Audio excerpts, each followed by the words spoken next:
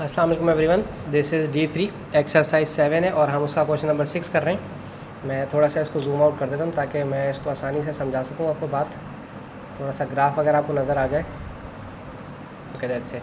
अच्छा, देखिए हमारे पास इक्वेशन दी हुई है y = x³ - 6x² + 13x। और जो हमारे पास x की वैल्यू दी हुई है वो दी हुई है हमें 0 से x 1 और 0 1 2 3 4 5 यानी लाइक 0 से स्टार्ट करने अपनी वैल्यू को आपने 5 तक जाना। देखें मैंने टेबल बनाने की कोशिश भी की, x की 0 1 2 3 4 5। अच्छा, चूँकि मैं ऑलरेडी बता चुका हूँ कि ये पेपर 2 का क्वेश्चन है तो आपने इसको पेपर 2 के हवाले से ही करना होता है।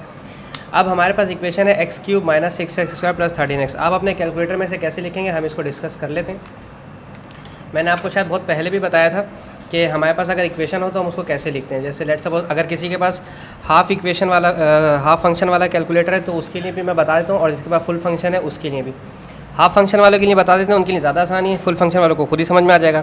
लाइक हमारे पास है x³ यानी कि मुझे एक ब्रैकेट बनानी है और इसमें कोई वैल्यू प्लेस करनी है, ठीक है, और फिर उसके ऊपर मुझे इक्वेशन लगानी है, ठीक है। पहले है मेरे पास 0 तो मैंने पहले प्लेस किया 0 और फिर इस पर लगा दिया क्यूब। यहाँ पर मेरे पास शिफ्ट दबा के क्यूब का बटन यहाँ पर आया। ये हाफ इक्वेशन वालों जिनके हाफ फंक्शन वाले कैलकुलेटर होते हैं उनके लिए बता रहा हूँ। माइनस फिर है 6, फिर मैंने 6 प्लेस किया, फिर x की जगह मैंने ब्रैकेट प्लेस करी और मुझे 0 ही प्लेस करना है। मैंने 0 प्लेस किया, ब्रैकेट क्लोज, स्क्वायर लगा दिया, ठीक है। ये मैं करता जा रहा हूँ, x² x³ - 6x² और अब प्लस 13x है, ठीक है, प्लस 13 और x जगह मैंने 0 प्लेस किया और ये अल्टीमेटली ये पूरी इक्वेशन हमारी 0 बन जाएगी। देखें ये हमने 0 बन गया हमारे पास। तो हम 0 का आंसर क्या लिखेंगे, पहले हमें 0 का आंसर यहाँ पर 0 लिखना है, ठीक है। अब x की जगह यहाँ भी बनाएगा, यहाँ पर भी बनाएगा और यहाँ पर भी बनाएगा, ठीक है। मैं आपको बताता हूँ कैसे। हम चले हैं यहाँ पर। अब अगर आप फुल फंक्शन वाले हैं तो यहाँ से 1 दबाएंगे और अगर हाफ फंक्शन वाले कैलकुलेटर्स हैं तो उन्हें दोबारा से पूरी इक्वेशन लिखनी पड़ेगी, ठीक है। अब जहाँ 0 है हम वहाँ डिलीट करके 1 लगाएंगे। असल में जो हाफ फंक्शन वाले होते हैं उसमें डिलीट करते हैं तो फिर वो दोबारा से आप उधर रिप्लेस करके वैल्यू चेंज नहीं कर सकते हैं। अच्छा, इधर डिलीट किया और इधर हमने 1 दबाया तो ये हो गया हमारे पास, क्या आ रहा है 8। हमारे पास 8 आ गया तो हमने यहाँ पर अब 1 की जगह हम लिख देते हैं 8। अब हमें हर जगह पर 2 रखना है, x के हर नंबर में हमें अब 2 रखना है। अब हमने लगाया, ये 2 रखा हमने, this is 2 and this is 2 as well. तो ये हो गया हमारे पास 10। तो अब हमने यहाँ 10 प्लेस कर दें, 2 की जगह 10, ठीक है जी, ओके। अब हमारे पास 3 है, हमने हर जगह 3 प्लेस करना है। आपको दिख रहा हो अगर, हमने 3 प्लेस कर दिया, ठीक है। और हमने 3 प्लेस किया तो ये आ गया 12। हमारे पास 12 आंसर आ गया, दिस इज़ इट 12। अब हमने हर जगह पर 4 प्लस करना है, ठीक है, 4 प्लेस करना है, प्लस नहीं करना, प्लेस करना है, ठीक है। अच्छा जी, this is it, this is 4, this is 4, 20। हमारे पास आ गया 20। और अब हमें 5 प्लेस करना है हर जगह पर, x की हर इक्वेशन में 5 प्लस करना है।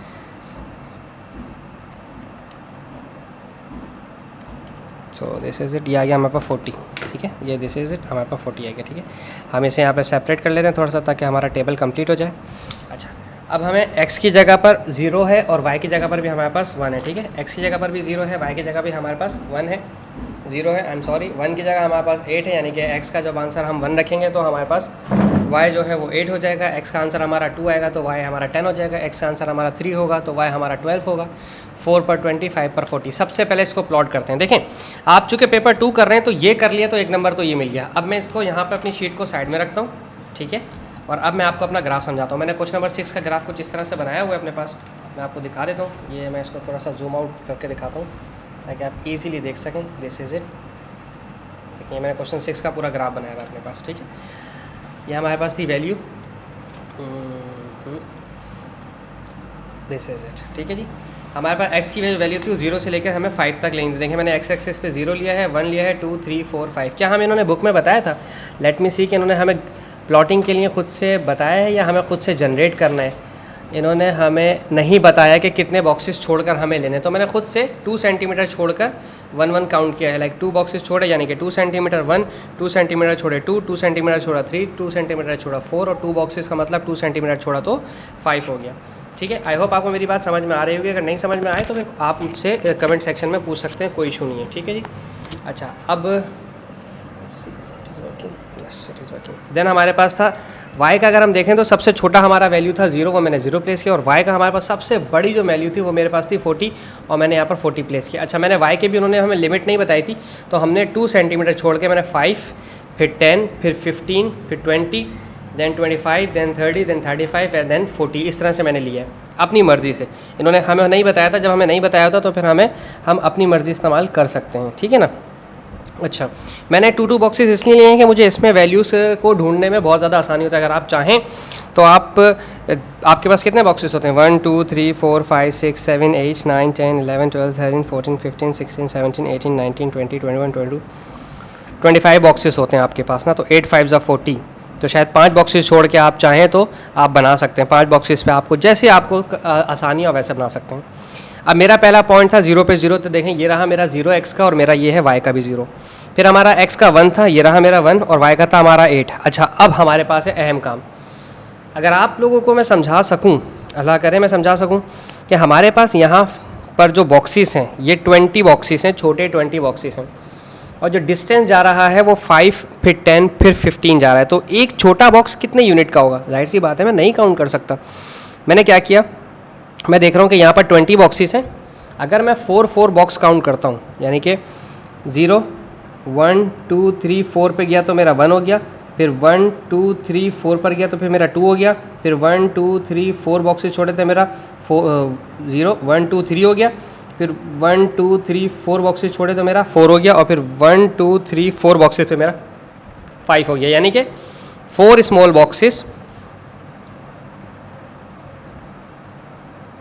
Boxes equals to 1 on y axis, छोटे स्मॉल बॉक्सेस। और इस तरह से यहाँ पर भी जो हैं, यहाँ पर 2 small boxes equals to 1 on x axis. ये इस तरह से मैंने काउंट किए, 2 4 6 8 10, इस तरह से, ठीक है। ओके जी, लेट्स सी। अब हमारे पास था 8, 1 पर 8 था, ये रहा मेरा 5, 4 बॉक्स छोड़े 6, 4 बॉक्स छोड़े 7, 4 बॉक्स छोड़े 8, ये मैंने 8 पे यहाँ पे प्लॉट कर दिया अपने पॉइंट को, ठीक है। मैं इसको क्लियर कर दूँ थोड़ा सा और। ओके जी, फिर हमारे पास था 2 पर 10, ये रहा मेरा 2, ठीक है, x का 2 मेरा, और इसको मैं सीधा लेकर गया तो मैंने अपने 10 पे प्लॉट कर दिया। फिर था मेरा x का 3 पर 12, ये रहा मेरा 3, ये रहा मेरा 10, और फिर 4 बॉक्स छोड़े तो 11, फिर 4 बॉक्स छोड़े तो मेरा 12 हो गया। फिर था मेरे पास 4 पर 20, एग्जैक्ट 4 पर 20 था। फिर था मेरा 5 पर 40, मेरा 5 ये रहा, और मेरा 40 देखें, ये मेरा 40 बिल्कुल इसके सामने मैंने यहाँ पर प्लॉट किया। अब आपने बड़े एहतियात से आपने अपने इस ग्राफ को कंप्लीट करना है, बिल्कुल स्मूथ, मैं पेंसिल से लेकर आते हुए, क्योंकि मेरे हाथ में बड़ी शिवरिंग होती है इसलिए मैंने इसको पहले से ड्रॉ कर लिया। स्मूथ कर्व आपने अपना बिल्कुल इस तरह से लेकर आना है, ठीक है। ओके, अब इसके बाद था इनका कि फाइंड द वैल्यूज़ ऑफ, मैंने पूरा ग्राफ ऑलरेडी सॉल्व करके रखा हुआ है। कहते हैं find the values of y when x is equals to 1.5। x जब 1.5 है तो x 1.5 का मतलब क्या है कि x 0 ये रहा, x 1 ये रहा, x 1.5 ये रहा।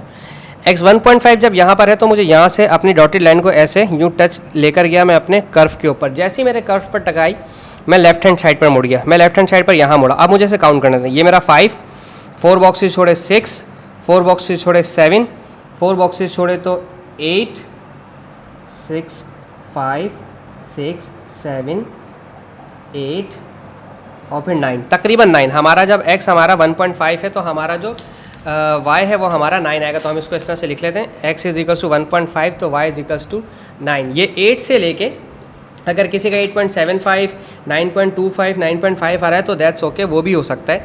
अब चूँकि अगर हमारे पास कैलकुलेटर है तो बाज़ औक़ात कुछ टीचर्स इसको थोड़े से दूसरे तरीके से, मतलब डुप्लीकेट तरीके से बताते हैं ताकि बच्चों को आसानी हो जाए।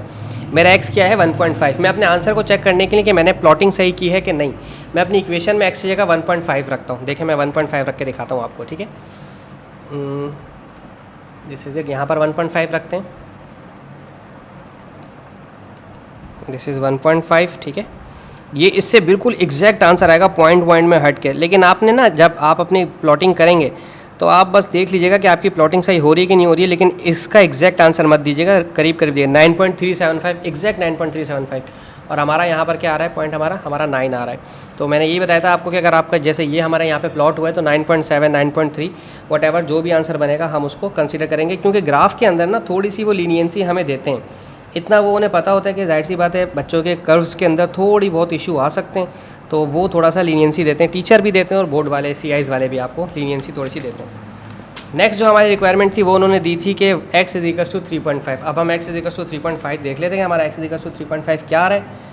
ओके, x 3.5 कहाँ है मेरा, ये रहा मेरा 3 और ये रहा मेरा 3.5, मैंने ऑलरेडी प्लॉट किया हुआ था। मैं इसको सीधा राइट हैंड साइड ऊपर की तरफ लेके चढ़ा, जैसे ही मैं लेके मुड़ा यहाँ पर ये मेरा टच हुआ है कर्व के ऊपर, मैंने मुड़ा सीधा मेरा 15 बना है, तो हमारा इसका आंसर आ गया 15। मैं यहाँ लिख रहा हूँ, अभी आपको दिखाता हूँ, ठीक है, मैं साथ साथ लिखता भी जा रहा हूँ। ओके, अब हमारे पास दूसरा सब है, हमारे पास है x का क्या दिया हुआ है क्वेश्चन में, फिर हमारे पास 4.5 से थोड़ा सा पीछे 4.45, हम इसको ये लेकर गए यहाँ पर, जैसे टच हुए हमने इसको यहाँ पर मोड़ा है, तो ये हमारा 25 या 25 से थोड़ा सा ऊपर बन रहा है, 25, 26, 26.5, हमने इसको ले लेते हैं 26.5, ठीक है। बिल्कुल तो एग्जैक्ट नहीं ले सकते हैं, थोड़ा बहुत हमारे करीब करीब में आएगा, ठीक है।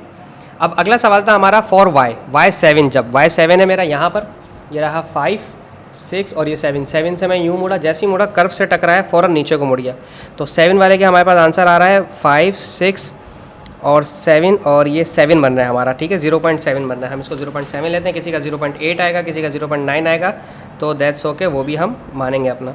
हम यहाँ पर लिख देते हैं 0.7, दिस इज़ 0.7, ठीक है। ये हमारा 15 था, y = 15, y = 9, यहाँ हम लिखते जाते हैं अपने ताकि हमें याद रहें इक्वेशंस। और y = 26.7 कौन सा वाला था हमारा, यहाँ गया, तो y = 26.5, ठीक है, ये करीब करीब हमारे यही आंसर है। और x = 0.7। फिर हमारा है y15 पर गया, तो ये हमारा यहाँ पर है x = 3.5, ये तो हमारा ऑलरेडी रिक्वायर्ड था पहले वाले क्वेश्चन में, ठीक है ना। फिर हमारा है y22, y हमारा 20, 21, 22, 22 पे मैं यूँ कर्व लेकर गया, जैसे ही कर्व से टकराया हमारी लाइन, मैंने फ़ौरन नीचे आया, तो ये हमारा 2 बॉक्सेस है ना, 4.1, 4.2, हमारा x जो है यहाँ पर ये 4.2 बना है, ठीक है। तो हम यहाँ पर लिख देते हैं x = 3.5 और x = 4.2, ठीक है। तो ये आपके आंसर्स हैं, इसमें 1.5 की जगह 9 आएगा, 3.5 का 15, 4.5 का 2.6, 26.5, 7 का 0.7 है, y15 है तो x 3.5 है, y22 है तो x हमारा 4.2 है। ये ग्राफ से भी आपको सिखाए जाते हैं, बातों का अगर नहीं भी ग्राफ हो तो आप इक्वेशन में भी वैल्यूज़ पुट करके अपने आंसर को वेरीफाई कर सकते हैं। आई होप मैं आपको समझाने में कामयाब रहा हूँ। Thank you so much for watching my channel. अल्लाह हाफिज़।